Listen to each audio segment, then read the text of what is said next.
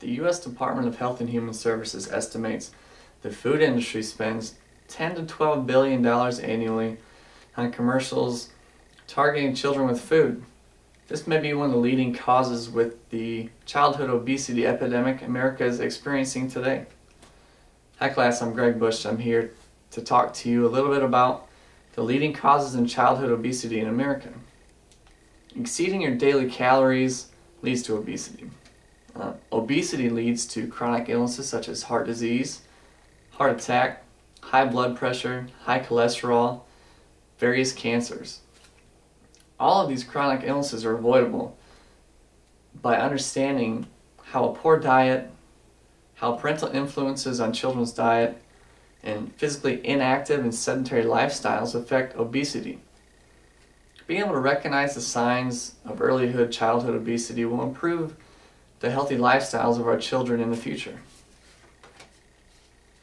I want to talk to you about the leading causes of childhood obesity in regards to poor diet choices, physically inactive lifestyles, as well as sedentary lifestyle choices, and then the parental influence on the child's diet. To begin with, I want to discuss the physically inactive lifestyles, sedentary lifestyle choices in regards to childhood obesity. According to the U.S. Department of Health and Human Services, physical activity guidelines recommend 60 minutes of physical activity daily for adolescents. Now, less than 1/3 of children reach that goal of 60 minutes daily, and 10% are physically inactive. Now, when I say physically inactive, I mean they don't get any physical activity besides getting up and walking, going to the bathroom daily. That's not a whole lot.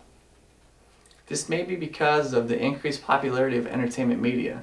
Entertainment media could be anything from TV, gaming systems, iPads, you name it, anything that is based on a TV, it's entertainment media. The CDC claims that children between 8 and 18 spend 7.5 hours daily on entertainment media. Now 4.5 of that time is spent on TV alone. I already mentioned earlier that the food industry spends $10 to $12 billion annually on commercials targeted towards children. The U.S. Department of Health and Human Services say that children watch 40,000 commercials roughly a year. 50% of those commercials are geared towards food. So these children are watching commercials about food, typically unhealthy food. So that's what they desire. Going grocery shopping, that's what they ask from their parents. When they go out away from their parents, that's what they're trying to get. They have no choice. That's what they're accustomed to. This increase in TV, entertainment media, gaming systems, iPads, it increases calorie consumption because that's what they're seeing. They're sitting there, they're not expending a lot of calories, and they're watching the commercials that show them what type of foods are out there for them to consume. It also promotes their physical inactivity. They're not moving. They're being basically sedentary. They're not doing anything. And like I said, it increases sedentary lifestyles, which is very bad for a child's healthy lifestyle. Now that we've discussed a little bit about physical inactivity and sedentary lifestyle choices associated with entertainment media, I'd like to discuss the parental roles they have on a child's diet. Parents instill their eating habits on children. Parents that decide to have 3 meals a day with their children at the table, they promote healthy eating and they promote portion control.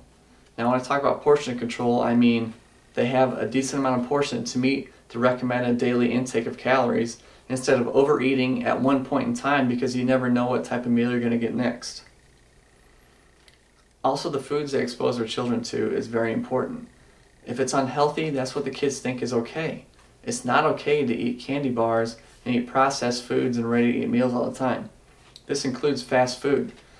It's cheaper for adults to go to McDonald's to get a Happy Meal rather than go to the supermarket and get a pack of chicken breasts, fruits and vegetables and feed their kids healthy meals. That's just the way it is with our economic times. These unhealthy foods that they're giving their children, they're high in fat, salt, carbohydrates. All of these foods take more to get full, and then they experience being hungry quicker rather than being able to be satisfied for a longer period of time. The children are going to eat what is provided. That's just simple. They don't produce any money, they don't buy the groceries, so what's put in front of them, they're going to eat, and they're going to think it's good. I mentioned portion control. Quantity is huge. We as Americans overeat a lot. We don't need half the calories we eat, but that's instilled in us as children. We eat as much as our parents say we should eat, so we carry that into our later years, and we eat the way we're supposed to, and then we pass it on to our children. It's a never-ending cycle. According to Dr. Keene, 46% of children who have parents that are obese are also obese. So not only what you present those children with food is a bad example. If you're overweight, you're setting the example that it's okay. So this statistic right here proves that being overweight as a parent promotes being overweight as a child.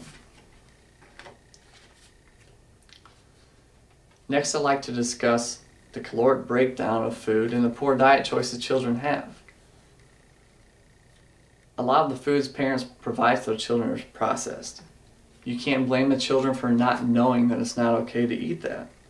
They're uninformed. For example, a third cup of canned peas has 310 milligrams of sodium. Compare that to fresh or frozen peas, which only have 3 grams of sodium. A big difference, much healthier. But unless a child understands that, they have no idea what's good or bad. They're going to eat what their parents provide. According to the CDC, fruits and vegetables are underconsumed by adolescents every day. Fruits and vegetables provide essential nutrients, minerals, vitamins that they can't get any other way. Now, you can take a multivitamin, but it's still not as good as eating the real thing. Eating fruits and vegetables makes you fuller faster and keeps you full for a longer period of time as compared to a Snickers bar per se. The other area in which children are uninformed are high sugar drinks. Look at the market today. Energy drinks, sodas, they're promoted towards kids and they think it's okay. They provide empty calories which children don't understand. If you drink 10 pops a day at 310 calories, that's a lot of calories you don't need. But they don't understand that that's adding to their obesity if they are obese. The other area of uninformed eating is fast food. All these fast food chains present healthy options. In reality, they're not healthy. They're healthier than their other options, but the most healthy option out there is to go to the supermarket, get yourself some fruit, vegetables, and lean proteins and eat those. But once again, back to my second point, they don't understand that unless their parents instill good nutrition into them and provide them the good foods to eat. To sum up all the information we just covered, we discussed the lack of physical activity and sedentary lifestyle choices in children, the parental influence in the diet,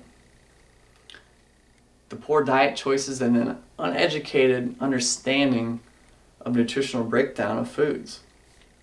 All of these contribute to childhood obesity in America today. There are many more factors in consideration to childhood obesity.